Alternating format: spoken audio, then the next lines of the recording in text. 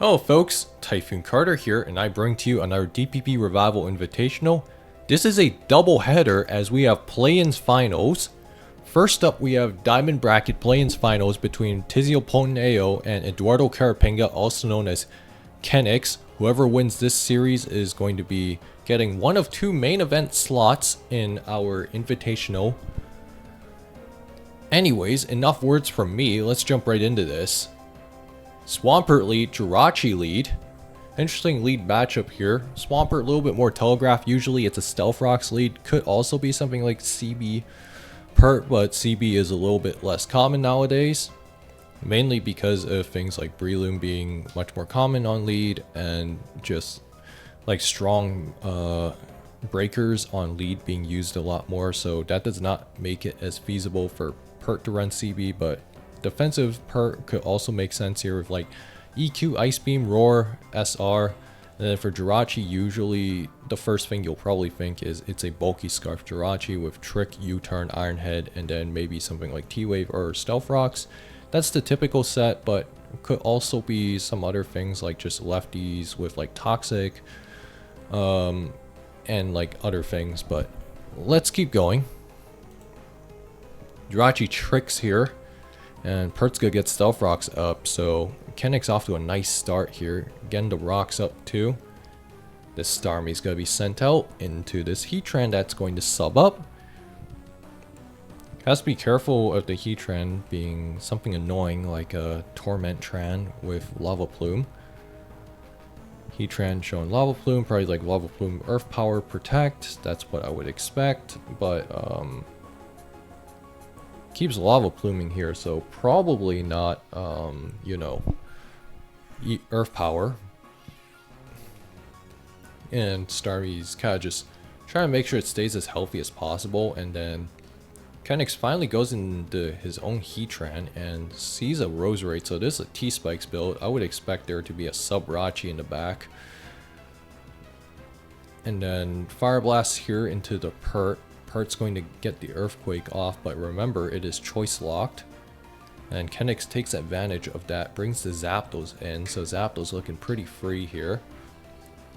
And the Pert is faster due to Scarf, and that's a free entry for Breloom. Breloom's gonna get a Spore off for free here. Spore's here. And then I'd probably look to Focus Punch.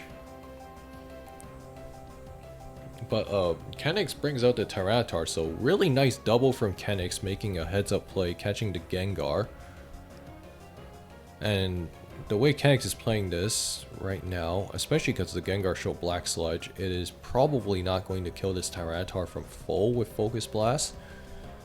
That's a possibility, but we don't know for sure. Focus Blast does land, only does 93%, so Tizio's gotta lose his Gengar for nothing, more or less. And the Starmie's just gonna be able to get the spin off relatively freely.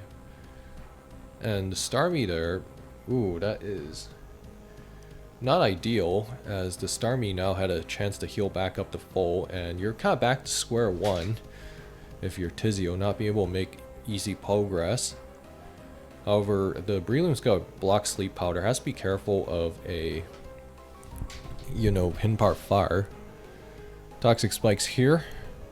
Swampert is revealed, and it's going to take 29%, and it's going to get burned, so that is not ideal for Tizio right now. As for the teams, obviously Kenix has shown his full team by now. Rachi, Zapme, Loomtran, Tyranitar, this is probably the most known 6 for DPP. If you've played any amount of DPP like competitively, this is a 6 that you will probably see at least once, or at least be a common sight to see. This is a build that Crystal and I believe Piteous helped popularize back in Jirachee's DPP Invitational 1. And generally this is like double Scarf, like you got Scarf Heatran on this normally, and then you have Scarf Jirachee, and then you have like Focus Punch Breloom alongside like Starmie Zapdos, and then Tyranitar. T-Spikes can be pretty annoying, but Kenix is doing a great job navigating around this, whereas for Tizio, I'd expect there to be something like a Jirachee, as I mentioned before. I'd expect there to be a second spike immune of some kind, because I think just Gengar alone wouldn't do it. So like a Lottie would make sense, for example. Flygon also makes sense, but if this is Scarf Flygon, which it looks like it is, with that U-turn doing very little, you usually run into the problem of not really being able to break Zapdos Starmie teams that well. Just because like it's so easy to play around a Choice Lock Flygon that you need something like a Tyranitar to complement it in order to really break those teams. Himpar's got to do 85% to this Breloom, and Breloom's got to get the Spore off here. And Breloom looking to load up on a Focus Punch now. Rose stays in here, takes 63%. That crit honestly did not really matter because Rose cannot take Focus Punches that well. I'm going to have to switch out again straight into the U-turn. And Heatran on Tizio's end is going to be shown. And Zapdos is brought out. Protects here. So this game, Kenix is firmly in the driver's seat right now. All Kenix needs to do is make sure that he doesn't lose his Starmie. Because like if there's a Jirachee in the back, which I would fully expect there to be, then you want to make sure that you can be in a position with Starmie where you could say Thunder Wave the Jirachee early. Lava Plumes again. That's a crit, but yeah, I think Tizio probably just looking for a chance to set up a last Pokemon Jirachee situation, but especially if that Heatran is Scarf, then that might be difficult to do. Because I don't know where you're going to get those opportunities to sub up and all that. Starmie recovers again. Lava Plumes here, nothing too interesting going on yet. But for Kenix, again, you want to make sure you're well positioned. Surf's here. Straight into the Lava Plume. And oh, where are the odds this is like, you know, Lava Plume Explosion? I mean, I feel like that'd be a very strange set, especially with sub, but you never know with people. Like, there's just nothing else about the way Tizio's playing this that makes sense. Like, maybe it's like Lava Plume Toxic? Anyways, Flygon is going to be sent out here into the Starmie, going to threaten a U-turn, obviously. Zapdos is going to come in pretty comfortably, that U-turn only doing 8%. And there is the Jirachee indeed. So this is probably max HP Jirachee with like max speed and then like four attack EVs and something like physical attack. Subs here probably expecting the Jirachee to be faster for whatever reason. I feel like that's a strange sequence. And Thunder's up here. And gets the full para, so Tizio may have just poked this game back, potentially. Ironheads. I would just start Calm Minding up all day, every day. Ironheads again. Yeah, like you show Thunder Ironhead, like the last move is most definitely Calm Mind. And Tizio trying to fish for paras, but that Heatran being sent in, that's gonna be a threat. Has to assume it's Scarf Tran if you're Tizio. Fire Blast is 42% here. Into the Zapdos. And the Zapdos will now get a free chance to heal up. And Heatran's going to be sent out here. U-turns here into the Starmie, but you better be careful there, Kenix. Full paras. I'm not sure what Tizio's plan is. Full paras again. Is this Explosion? Oh, what do you know it is? Not too surprising, I suppose, given the way that he was playing that Heatran. Figured that it was either Toxic or Explosion last, especially because he got many opportunities to click Earth Power. U-turns into Jirachee, and Jirachee now going to land the Thunder, gets the full para. Now Tizio is just playing for hacks at this point. And there is a very, very real chance that Tizio could just steal this one from Kenix. Earth Powers again. Thunders again. Earth Power, was that an error?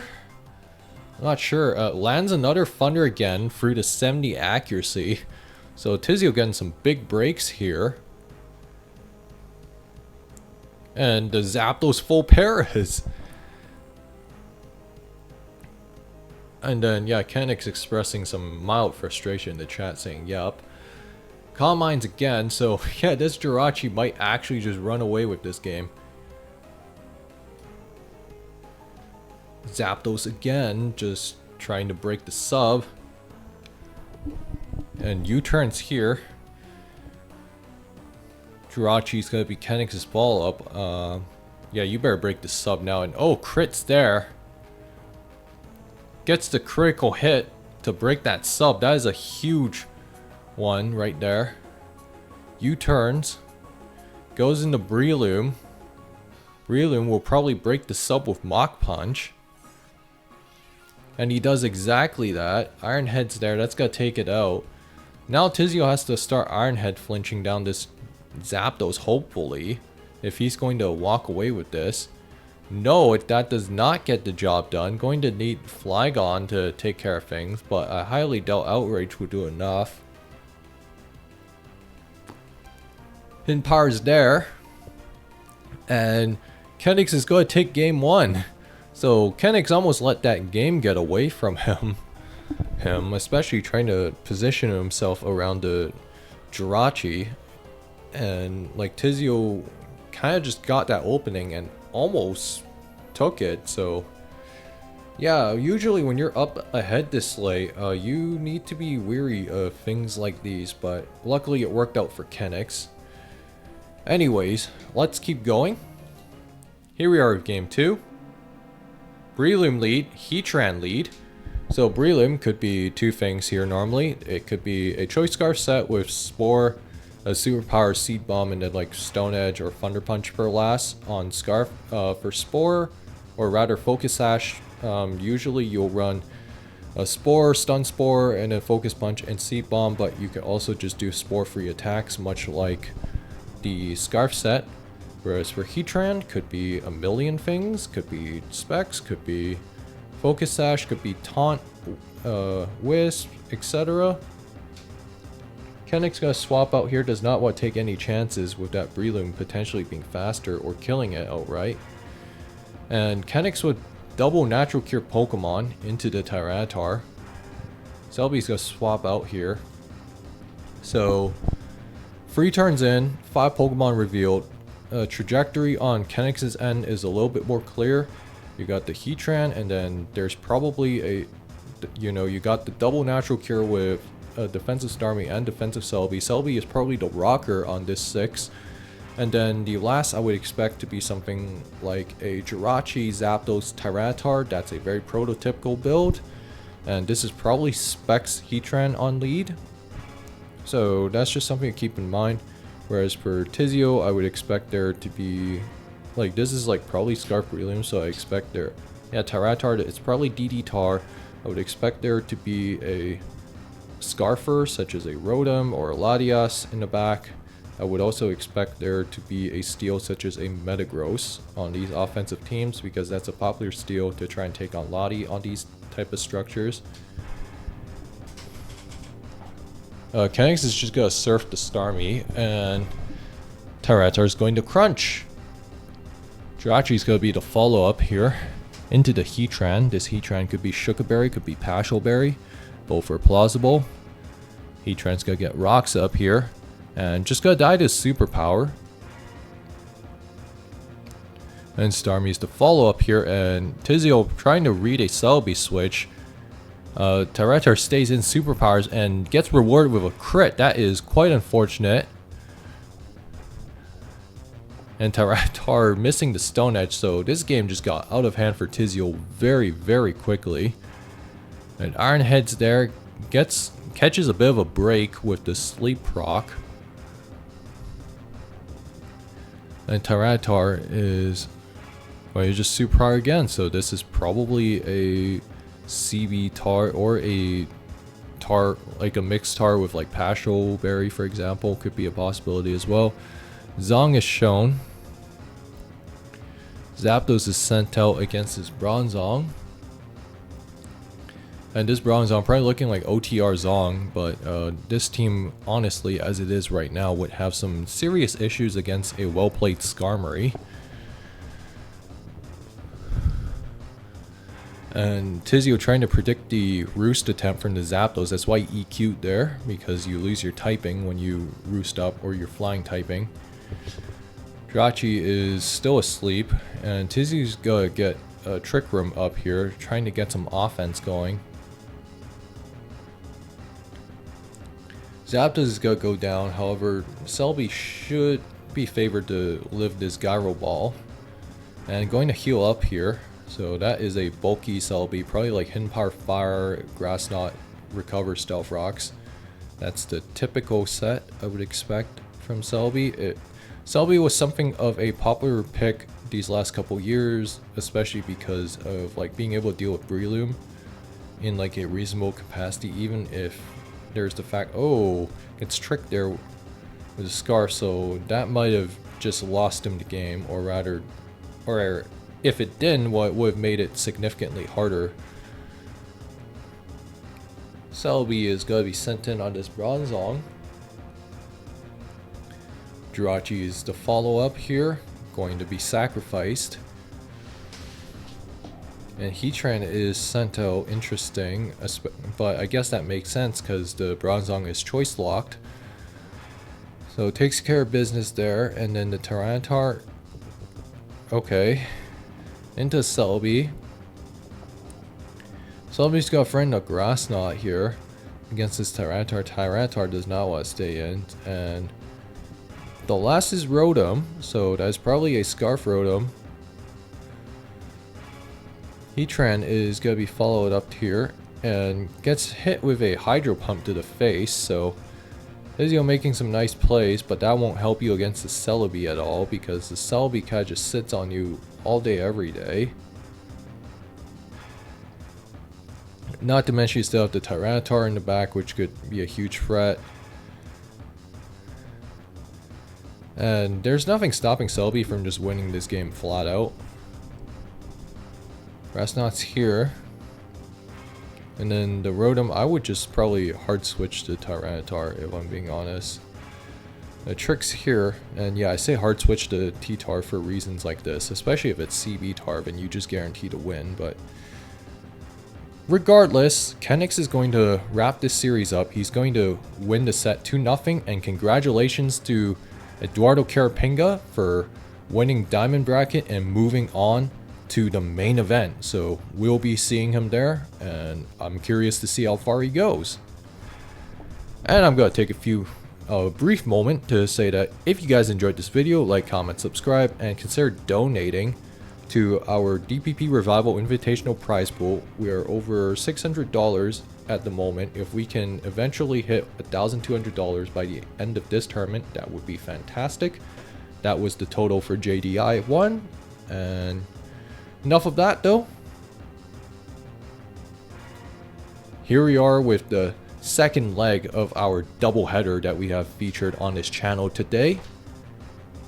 Here we are with the second leg of our back-to-back, or our doubleheader as I'd like to call it. This is Pearl Bracket Finals between Don Coco Carapinga, also known as Helpona, versus Mustonet.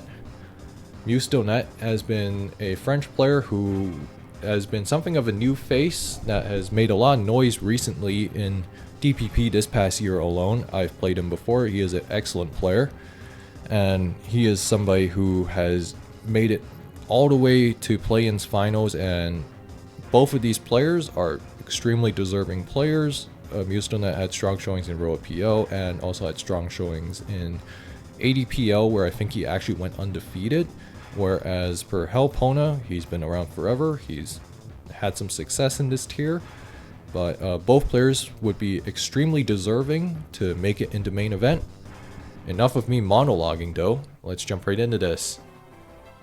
Dragon Knight lead, Tyranitar lead. Interesting lead matchup here, and Metagross gonna switch out. So that lead matchup, normally both players swapped out because of the fact that Tyranitar could be Scarf. It could be something like Scarf with Ice Punch. It's a bit uncommon, but usually it's like a Stealth Rocks lead because you get Sand Up. You also guarantee Rocks early against most leads that would hate to face it. Whereas D-Knight could be Mix, could be CB, could be a few things, really. Anyways, and we also see a Skarm on Mustonet's side. So they're just going to trade hazards up. Metagross gets rocks up into the D-Knight, and Tyranitar is sent out. Quagsire is shown, so Mustonet's team, clear as day that this is very much a stall. I can probably tell you the last 3 Pokemon that is unrevealed right now. It would probably be something like Clefable, Latias, Jirachee. That is what I would expect on this kind of build. And Quagsire's place is pretty unique for a couple reasons. It's a proper water resist, and then you got the Gengar here, which is normally a threat to stall.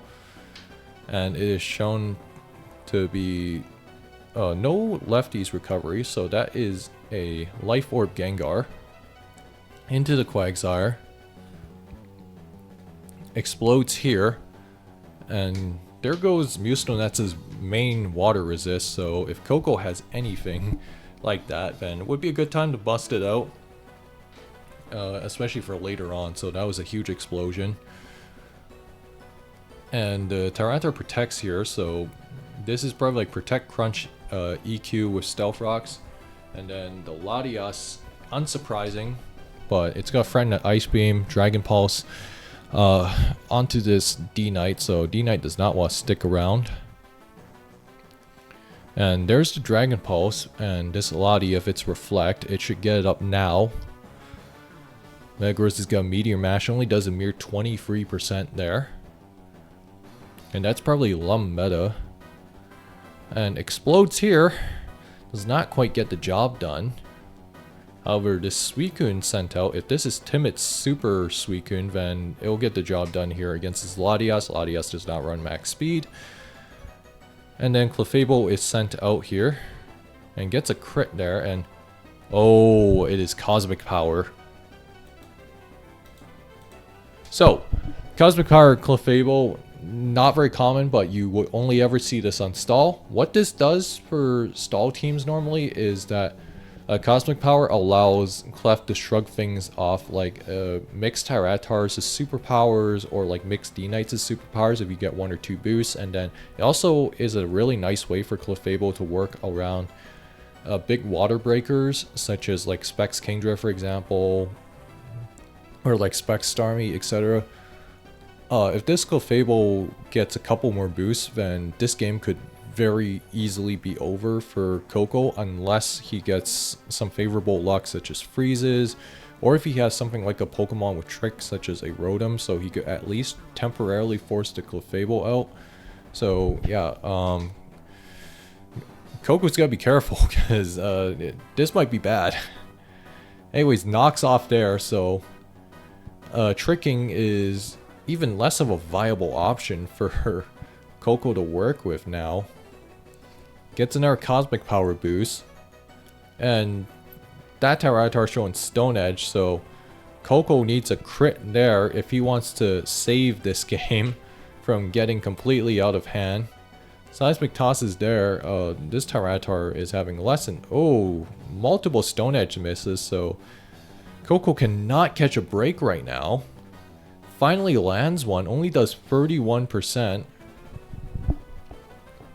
This game could be over, but Coco has a few chances to, you know, get some Ice Beam freezes going on here.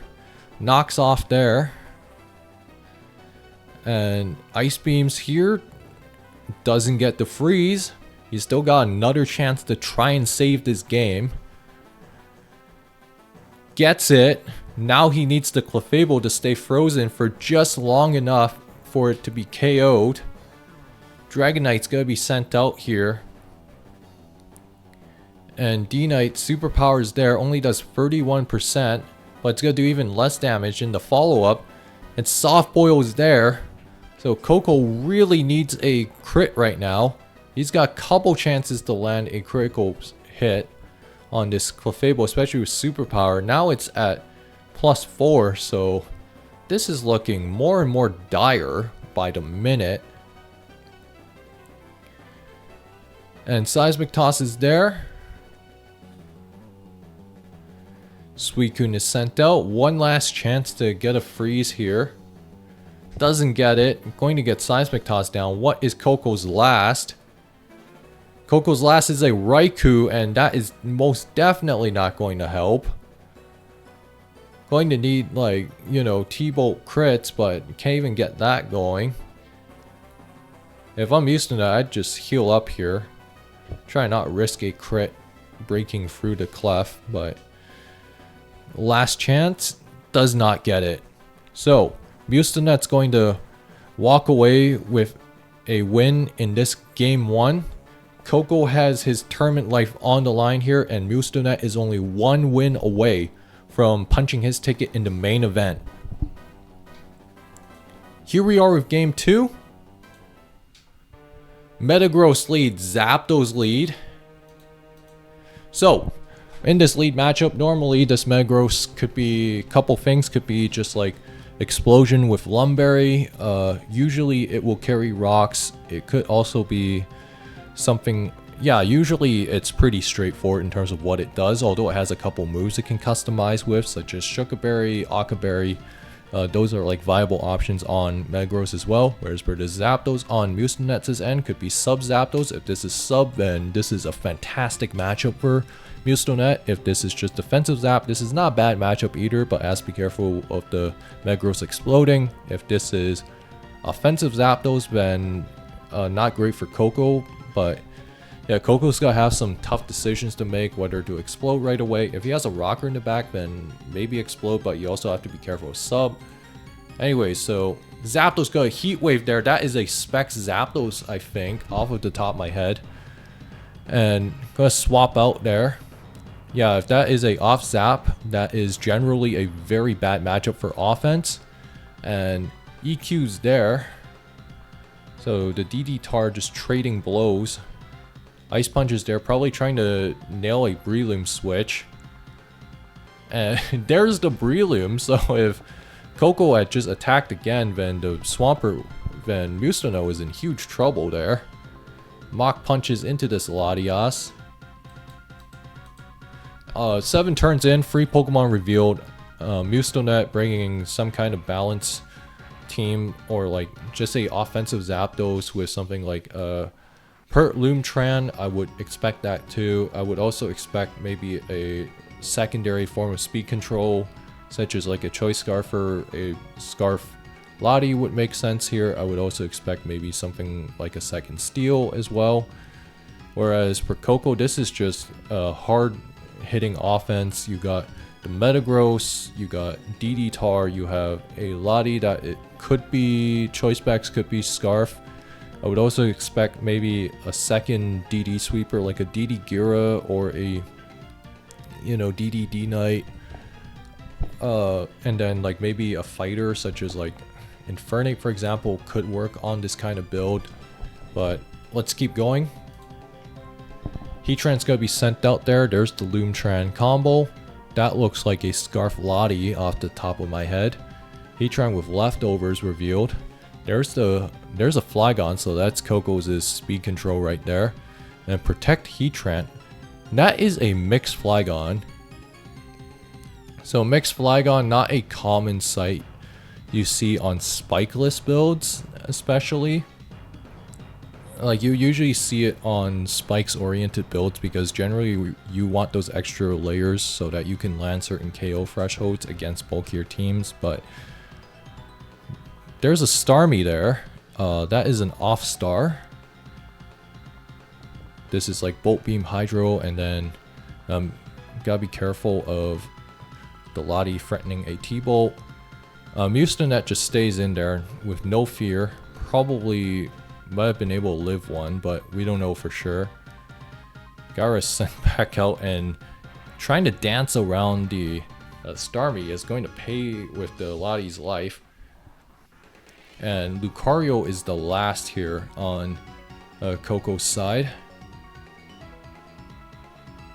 And does decent amounts of damage with extreme speed, but won't kill the Starmie. So this Starmie is looking to take over this game, and Coco's just going to forfeit on turn 17. And Mustonet's going to take this series 2-0. So first and foremost, congratulations to Mustonet for winning Pearl Bracket and punching in one of 2 main event slots. And finally, I would like to congratulate both Kenix and Mustonet once again, as they will be partaking in this year's DPP Revival Invitational's main event, and we have all 32 slots filled up. And once again, if you guys enjoyed this video, like, comment, subscribe, and consider donating to DPP Revival Invitational 2's prize pool, and I will see you guys next time.